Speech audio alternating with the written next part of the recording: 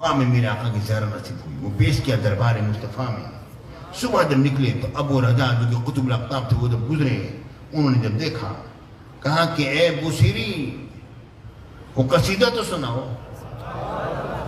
یہ کون سا قصیدہ؟ میں نے جو کئی قصیدے لکھے ہیں، وہ جو رات جو سنایا تھا جس کا مقطع ہے امین تذکر جیران بذی سلمی مزجت دمعا جرام مقلت بدمی ام هبت الريح من تلقاء قادمة او اومد البرق في الظلماء من عظامي۔ یعنی آپ کو کیسے بتا؟ کہنے لگے کہ جب وہ قصیدہ تو نے پیش کیا سرکار کی بارگاہ میں، وہ اس طرح جھوم رہے تھے جس طرح کے ایک پھلدار شاخ ہو اور پھل اس پر لگے ہوئے ہوں اور وہ ہوا کی وجہ سے جھومتی ہے۔ میرے آقا قصیدہ سنتے ہیں اسی طرح جھوم رہے تھے۔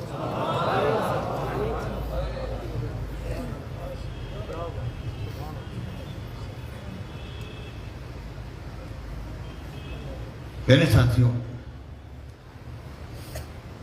ہمارے مرشد کریم یہ جھوم جھوم کر شعر پڑھا کرتے ہیں۔ لوامی زلیخا لو رأینا جبینہ، زلیخا کو ملامت کرنے والی عورتیں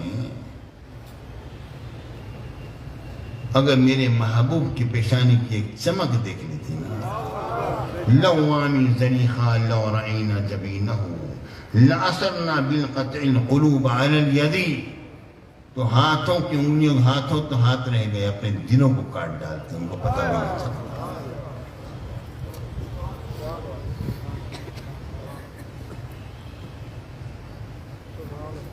پیارے ساتھیوں، میرے آقا حضور علیہ السلام کو رب العالمین نے ایسا بنایا، ایسا کسی کو بھی نہ بنایا۔ اب میرے آقا کے حسن و جمال کو رب العالمین نے پوشیدہ کیوں رکھا؟ ایک تو جو میرے آقا نے بیان فرمایا غیرت کے لیے، غیرت کا لفظ آ گیا، اب تشریح کرنا ہم لوگوں کا کام ہے۔ ہم دیکھیں پیارے بھائیوں، لوگ نبی کے علم پر اعتراض کرتے ہیں۔ خدا کی قسم مجھے ایک تو حدیث ایسی دکھا دو جو میرے آقا کے بظاہر چند جملوں پر، 2 جملوں پر موقوف ایک حدیث ہو اور اس کی تشریح علماء بیان کرتے کرتے ختم کر دی، اس کے آگے تشریح نہیں ہے اس حدیث کی، ایک حدیث تو دکھا دو جس کے علم کی شان یہ ہے کہ زمانے اقدس سے 2 جملے نکلے ہیں تو 1500 سال سے لے کر آج تک اس کی تشریح ہو رہی ہے، تشریح ختم نہیں ہو رہی، تو اس کے علم پر اعتراض کرتا ہے۔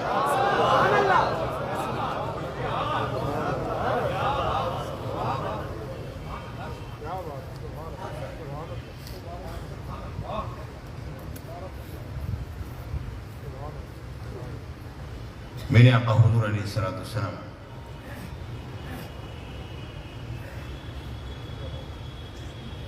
نے فرمایا، جو خواب کی بات ہے، فرمایا کہ اللہ نے غیرت کی وجہ سے میرے حسن کو چھپا دیا۔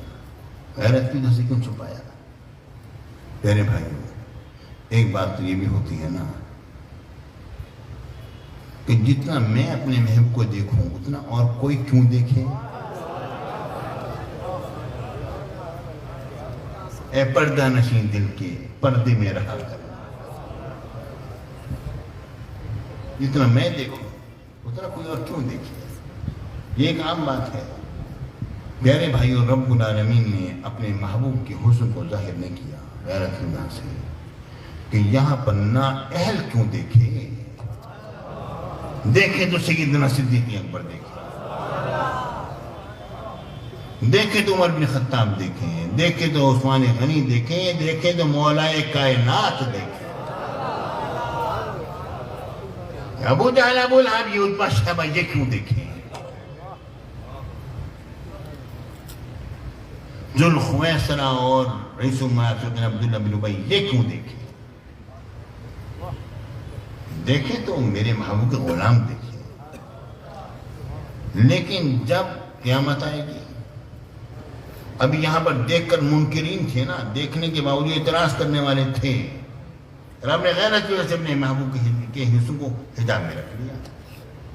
لیکن قیامت میں تو اعتراض کرنے والے سب اعتراض ختم، اب تو ہر بندہ یہی کہے گا اللہ اکبر، ہر بندہ یہی بات کہے گا۔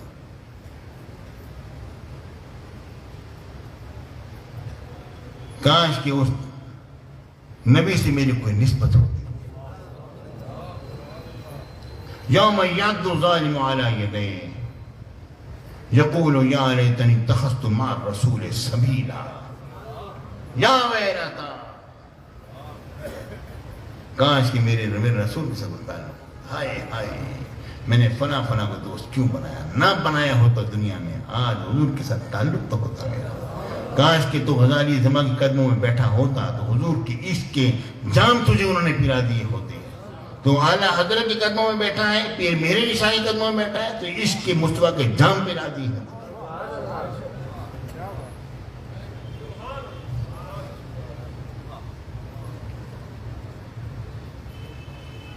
میرے ساتھی، میرے آقا حضور علیہ السلام کے حسن و جمال کو غیرت میں کہنے کیوں چھپا دیا. یہاں منکر ہیں، انکار کرنے والے ہیں. اچھی چیز دیکھنے کے باوجود بھی بعضوں کا انکار دل سے اقرار ہوتا ہے مگر زبان سے انکار کرتے نہیں، اچھی نہیں ہے. بعض لوگوں کی جبلت خبیث ہوتی ہے، ان کو اچھی لگتی ہی نہیں. اس کی مثال دے دیتا ہوں. میرے ساتھیوں، جب کوئی بندہ سورج کو دیکھے نا، اچانک آنکھیں ہو جاتی ہیں، مچ جاتی ہیں، ٹھیک ہے نا. کیوں؟ وجہ یہ ہے کہ ہماری آنکھ میں سورج کو دیکھنے کی صلاحیت نہیں ہے. تو کچھ بدبخت آنکھوں میں نبی کے حسن کو دیکھنے کی صلاحیت نہیں ہے. وہ نہ چاہنے کے باوجود بھی انکار ہی ان کے زبان سے نکلتا، نہ چاہنے کے باوجود ان کی زبان سے انکار ہی نکلتا. غیرت کی وجہ سے رب نے میرے حسن کو چھپا دیا. لیکن قیامت میں ظاہر کرے.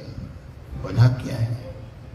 وجہ یہ ہے کہ وہاں تو رب العالمین وہاں پر کوئی ممکن نہ ہو، وہاں کوئی ممکن نہ ہو. قیامت میں میرے آقا نے فرمایا ہر شخص، چاہے یعنی اب تشریح ہم نے کرنی ہے، ہر شخص چاہے وہ مسلمان ہو، ہندو ہو، عیسائی ہو، یہودی ہو، مجوسی ہو، کوئی بھی شخص ہو، ہر شخص سرکار مدینہ کی تعریف کرے گا. اولون اور آخرون سب کے سب تعریف میں لگے ہیں، اولین و آخرین سب تعریف میں لگے ہیں. میرے آقا مقام محمود پر جلوہ گر ہوں گے، سب تعریف کر رہے ہیں، ٹھیک ہے نا. تو میرے آقا کے حسن و جمال سے پردے وہاں پر اٹھائے جائیں گے جہاں پر انکار کی گنجائش نہ ہوگی. اللہ نے غیرت کی وجہ سے میرے حسن کو حجابات میں رکھا ہے.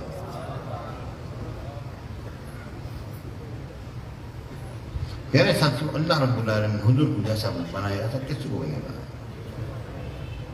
کاش کی یہ بات ہم سمجھ لیں تو بات بن جائے. اے سنیو، تمہاری محافل حضور کے عشق سے گرما جاتی ہے. اور پھر ہوتا کیا ہے؟ جب میرے آقا کا عشق، جب اس کی آگ جب سینے میں جلتی ہے نا، لگتی ہے نا پیارے بھائیوں، تو اس کی بھی ایک لذت ہوتی ہے، ٹھیک ہے نا. اور وہ جب ایک آگ جب جلتی ہے تو اب وہ انسان اسے لذت میں آ رہا ہے. اور اس کے بعد کیا ہوتا ہے؟ آگ کو جب سیقل کیا جائے تو وہ نور بن جاتی ہے. جب وہ عشق کی آگ جب دل میں عشق کی مصطفیٰ کی آگ جب دل میں بھڑکتی ہے اور جس وقت انسان اس کے ساتھ غوطہ زن ہو جاتا ہے، اس کا نفس غوطہ زن ہوتا ہے اس عشق کی آگ میں، پھر کیا ہوتا ہے؟ پھر وہی آگ سیقل ہو کر انسان کے رونگٹے سے نور کی صورتوں میں ظاہر ہوتی ہے.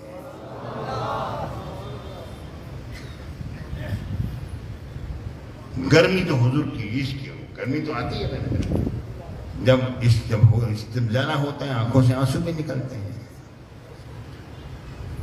جب جدائی جب زیادہ ہوتی ہے تو انسان کے صبر بھی نہیں ہوتا، بے قراری بھی ہوتی ہے.